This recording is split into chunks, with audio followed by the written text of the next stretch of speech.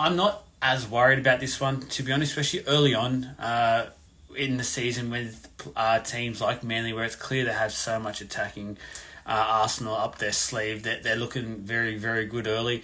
I've got Manly straight away going into premiership contention. After the last couple of weeks, I've been very, very impressed with them. Not everything is working, but you do not want everything working this time of year. So you want to be making sure you continually improve. Someone like Turbo, for instance, he hasn't even had any of his X-Factor plays yet. He's literally just getting through games, making sure he does the tough stuff, and that is the things I'm loving at the moment from Manly. Just doing what they need to do to win. There's a few little pretty moments in there, but majority of the time, they're just getting the wins on the board. Yeah, mate, I 100% agree with this one. It's funny, Teddy had the most probably pressure on him heading into this season. He's had pretty much a full off-season. I think the first one he's had for absolutely years. It's done him the world of good. He looks so fit. He looks ready to go. He's playing his part perfectly. At the moment, he's not overplaying his hands, not getting involved too much. I think it's just perfectly. He's there in support play. I think it's Tedesco's back. There was pressure on him getting the all these rep jerseys back, etc. Captaincy, the like at the moment. He's pretty much one of my first picked in that New South Wales side. I've loved what I've seen from Tedesco the first couple of weeks. Well, Parramatta's strength is obviously their forward pack at the moment. So I think going up against some of these top forwards, as we've seen against the Penrith side on the weekend, they didn't look out of place. Olakau'atu is an absolute beast though, so I want to make sure there's some protection out on the edges for Moses and Dylan Brown, and there's edges as well in the centres, because that could be the part where they try and exploit. Olakau'atu was absolutely sensational yesterday. I thought he was very, very impressive. So they will have their work cut out for him. I have no doubt about it. Parramatta can handle it though. It's just a matter of if they will on the day. Mate, I agree with both of those wholeheartedly. Avril, for mine, easily is in that back line. I don't know what happened in the off-season, but clearly something did.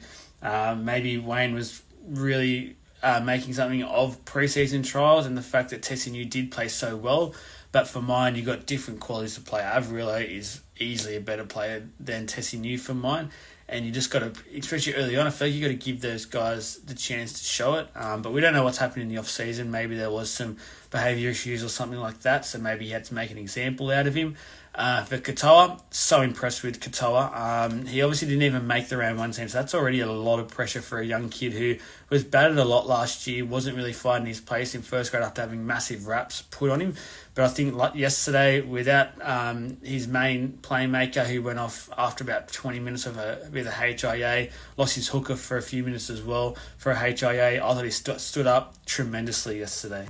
Look, I don't know if it was just Lomax daydreaming. I think the whole of the Dragons team was daydreaming about last week's victory, if I'm being honest. They just did not get off the plane. They were in celebration mode or something still, as if they won the comp the week before. That's the big concern there for the St. George Illawarra Dragons. They need to really get back into the grind of things. Last week, they looked like a team that could grind. This week, they look like a team that has no idea what grinding even is. So, very, very worrying signs if I was a St. George Illawarra Dragons fan. Well, just the rumours get back up, started now. Ben Hunt wants out of the Dragons. Who knows? But it definitely was one of the worst performances I think I've seen in a long, long time from not just the Dragons, but from an NRL team. They just did not want to be there from kickoff.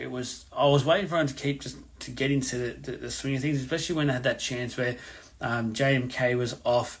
You had Nicarima off as well.